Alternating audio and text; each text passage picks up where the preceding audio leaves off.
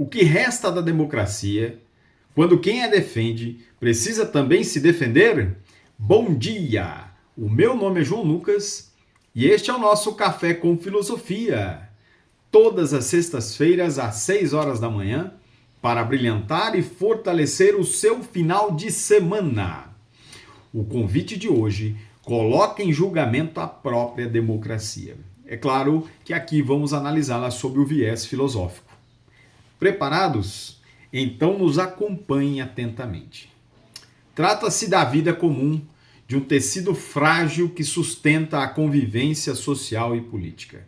Democracia é mais do que um regime, é uma aposta permanente na dignidade humana e no diálogo, bem como na liberdade. Mas, e quando a democracia parece sentar-se no banco dos réus? Quando os próprios guardiões da lei e da justiça tornam-se protagonistas de disputas políticas? A palavra democracia, que vem do grego e nos traduz a ideia de que o povo é o poder.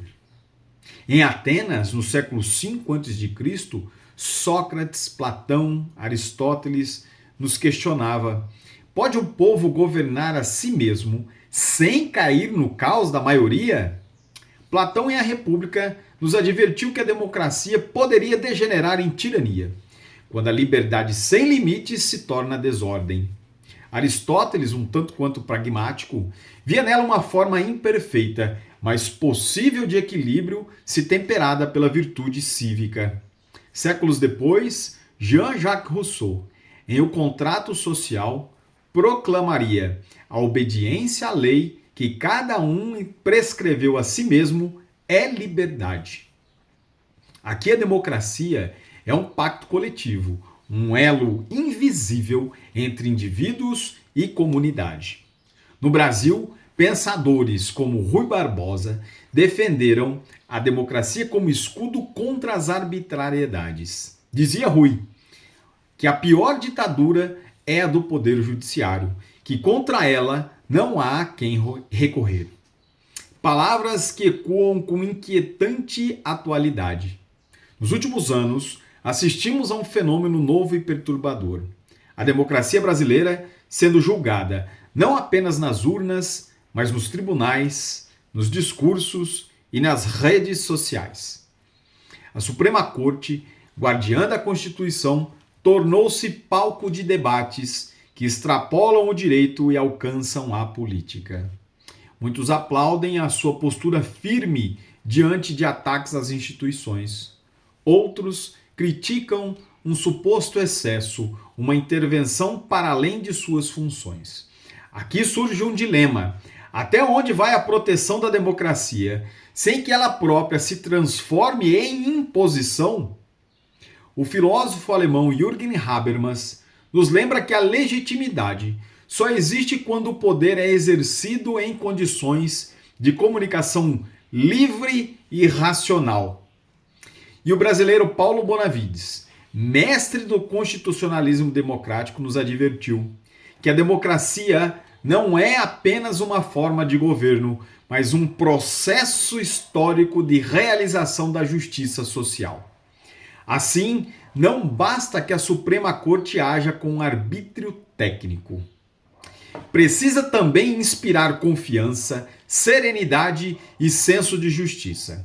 Aqui entra a filosofia dos estoicos. Sêneca nos dizia que não é livre quem é escravo de suas paixões. Marco Aurélio, imperador e filósofo, lembrava que se é justo, fazê-o. Se não é justo, não o faças. Esses pensadores propunham que a virtude, a razão e a serenidade fossem os guias do governante, não o aplauso das multidões, não o temor dos poderosos, mas a justiça em si. Nesse sentido, ao propondo moderação penal, Fuchs aplica um traço estoico em sua atuação: avaliar antes de condenar, ponderar antes de punir, agir movido pela justiça e não pelas emoções. Se transportarmos essas ideias para o Brasil de hoje, podemos pensar: como deveria se comportar a Suprema Corte? com serenidade diante das pressões políticas, firme na lei, moderado no rigor, com consciência de efemeridade do poder, pois os ministros passam e a justiça permanece, com apego à razão e não à emoção, evitando decisões impetuosas, optando por argumentos ponderados. Epiteto nos ensinou que não são as coisas que nos perturbam, mas as opiniões que temos sobre elas. Aplicando essa ideia à Suprema Corte, entendemos que o tribunal deve transcender ao clamor das massas e ouvir a razão da Constituição. Vivemos, sim, em um julgamento da democracia. Mas o que está em jogo não é apenas um sistema jurídico, é a confiança mútua que sustenta uma sociedade. A democracia não é perfeita. Winston Churchill dizia: a democracia é a pior forma de governo, com exceção de todas as outras. É frágil, mas também o único caminho em que a liberdade e a dignidade podem florescer.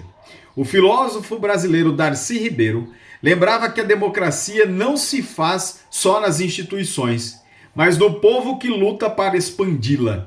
Talvez o maior desafio do nosso tempo seja a recuperação, ou, melhor dizendo, recuperar o espírito estoico dentro da política, a calma, a razão e a virtude.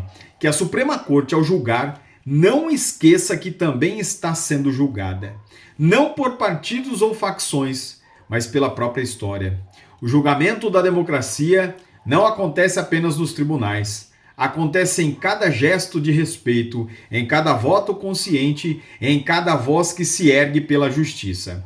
Entre o rigor e a moderação, entre a paixão e a razão, entre o tribunal e o povo, que prevaleça a virtude, que a democracia, mesmo posta em julgamento, continue a ser a nossa maior esperança.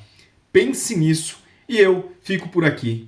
Espero você na nossa próxima sexta-feira com o nosso Café com Filosofia.